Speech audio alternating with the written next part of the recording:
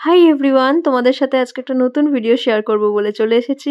আজকে তোমাদেরকে দেখাবো একটা সাদামাটা কেককে কিভাবে লাল টুকটুকে গোলাপ দিয়ে সুন্দর করে সাজানো যায়। আর 20-25 মিনিটের ভিডিওটাকে আমি এডিট করে করে মাত্র 2 মিনিটের মধ্যে তোমাদেরকে দেখানোর চেষ্টা করছি।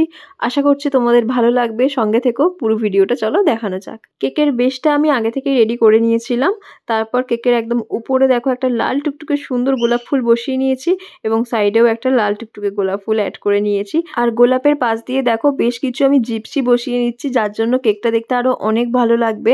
আর কেকের ভিডিওটা আমি রাত্রিবেলা করেছি বলে তাই অনেকটা অন্ধকার অন্ধকার লাগছে। আর এই ভিডিওটা যে তোমরা দেখছো, এই ভিডিওটা কবেকার জানো?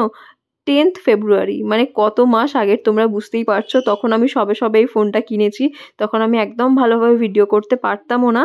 বাট আজকে সকালবেলা বসে বসে আমি সব পুরনো ফটো ভিডিওগুলো দেখছিলাম, তখন এই ভিডিওটা চোখে পড়লো। তো ভাবলাম আছে যখন করা, কষ্ট করেই করেছিলাম, তো ভিডিওটা পোস্ট করেই দিই। তখনও আমার কাছে কোনো রিং লাইট ছিল না, এখনও আমার কাছে কোনো রিং লাইট নেই, কিন্তু এখন আমি সবসময় ভিডিওটা দিনের বেলায় করি, ওই জন্য আমার রিং লাইটের প্রয়োজনও পড়ে না। আর এদিকে কথা বলতে বলতে দেখো কেকের মধ্যে কিন্তু আমি বেশ কয়েকটা এডিবল পার্ল বসিয়ে নিয়েছি।